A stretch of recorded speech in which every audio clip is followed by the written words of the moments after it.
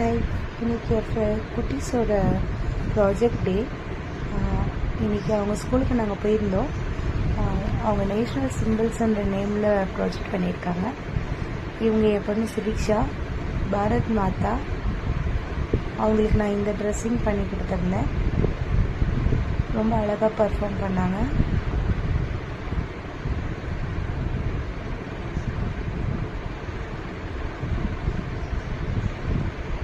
பக்கத்தில் peacock, national bird peacock, ரொம்ப க்யூட்டாக ட்ரெஸ் பண்ணியிருந்தாங்க.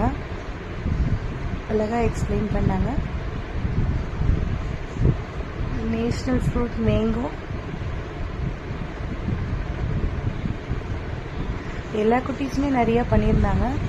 நான் சும்மா கிளான்ஸ்க்காக லைட்டாக அங்கங்கே மட்டும் கவர் பண்ணேன்.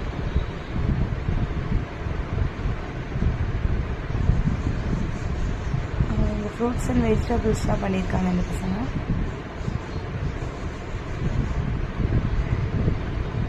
செஃப் உட்காந்துருக்காங்க, குட்டி குட்டி செஃப். எல்லா வெஜிடபிள்ஸ்லாம் அழகாக டெக்கரேட் பண்ணி ஃப்ரண்ட்டில் பிளேட் பண்ணியிருக்காங்க.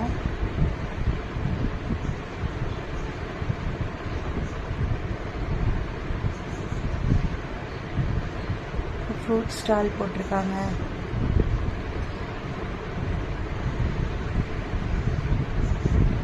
சாதாரணமாக ப்ராஜெக்ட்னாலே பேரண்ட்ஸ் இந்த அளவுக்கு எஃபோர்ட் போட்டு எல்லாமே செய்கிறாங்க குட்டீஸ்க்காக.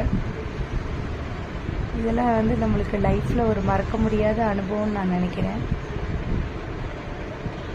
நம்ம உடனே கடைக்கு போய் சார்ட் வாங்கி கலர் அடிக்க ஆரம்பிச்சிடுவோம். ப்ராஜெக்ட் டேனாலே நிறையா உட்காந்து ஒர்க்லாம் பண்ணுவோம்.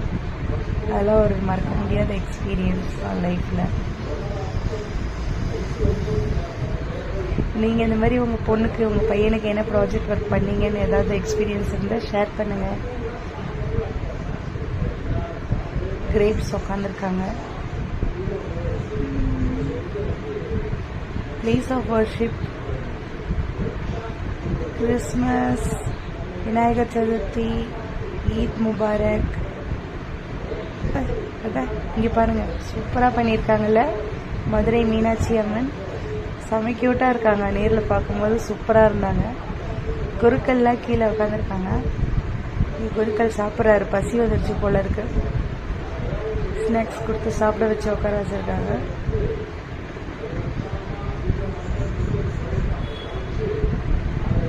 முருகர் உட்காந்துருக்காரு.